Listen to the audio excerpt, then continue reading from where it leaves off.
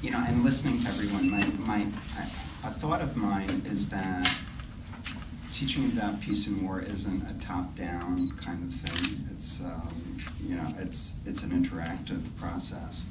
Students have a lot more to teach me about, you know, being sensitive to issues that deal with war than, you know, than I necessarily have to teach them. And so it's, you know, and then I think, what is it that gets some students, like Satish was saying, to respond? And then, you know, like, here we have a couple of people, you know, who were in my classes and in the SEALs and Satish's classes, perhaps, here in the room, who were involved in the in SDS.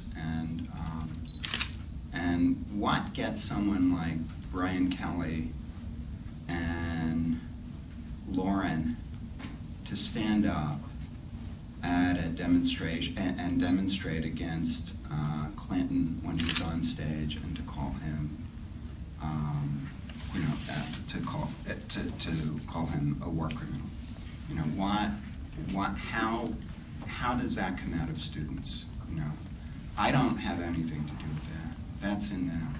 You know, I think what my role is to nurture that, and maybe to help them inspire other people, which they were able to do pretty successfully here. I think that this image of my teaching students about, you know, what words and words bad is not what I do. In fact, when I was asked, you know, to speak about war and peace, I said, do I really teach about that? I don't, you know, I'm a sociologist, what do I teach? You know, I don't teach about war. You know, I really don't. You know, I really don't see myself teaching about war.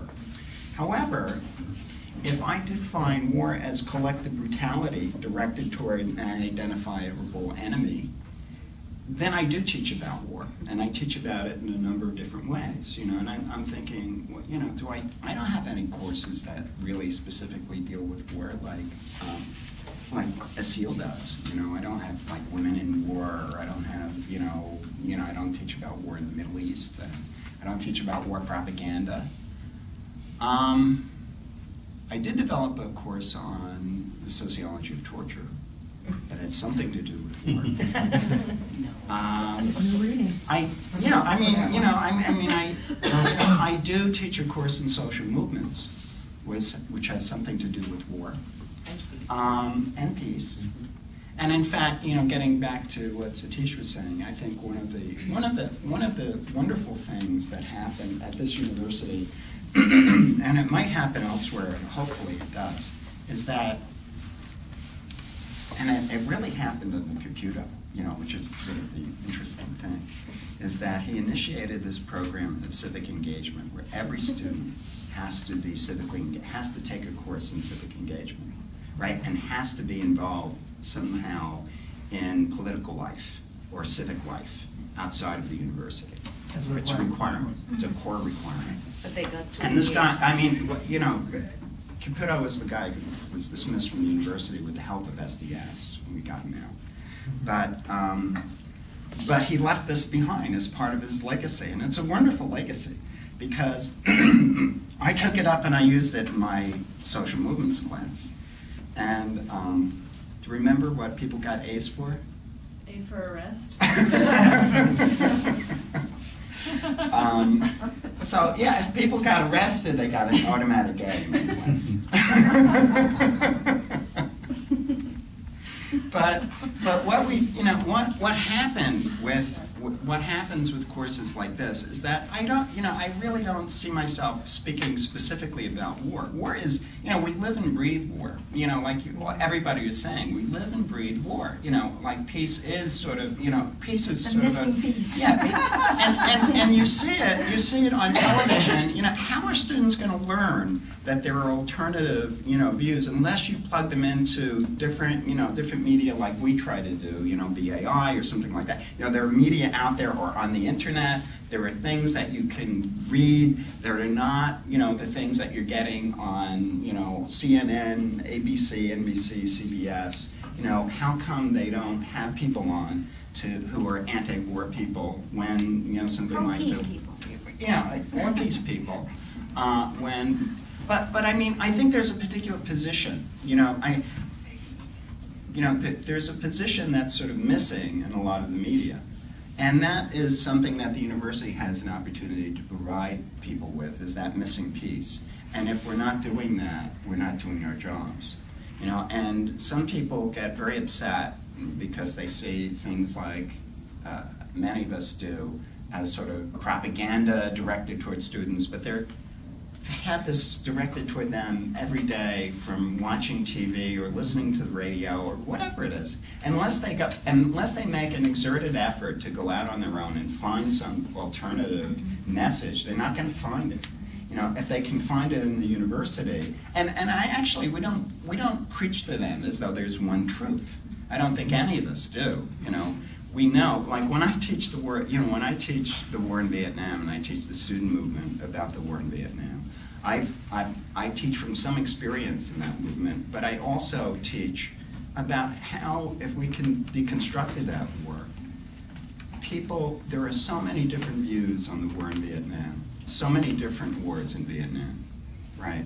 From people who fought in it, from people who had loved ones die in it, from students who were threatened with being sent there, who were opposed, and from people who were opposed to killing Vietnamese for no reason.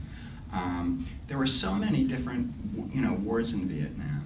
I think what we try to do in our classroom is give people the opportunity to see that there isn't one message. You know, we're not trying to direct them in a particular way, but to sensitize them to the world around them and to the messages that are coming at them about war and about, you know, the justifications for war. You know, if they can think, as Satish said, if they can think critically about these issues, if they can involve themselves and think about them. But my challenge, I find a really difficult challenge with students in the university, and that is by the time they get here, unless they've been sensitized prior to coming to the university, they're totally desensitized. And that is by the stuff that is directed toward them every day. I mean, you know, I'm glad I'm not a high school student going into college now. I'm seriously. I mean, man, you know, having all this stuff, all this shit come at you. I think that, I think by the time that people get into college, they've had it. You know, and in fact, you know, and to open that up and to tap into that, you know, and to get past that desensitization is the real challenge.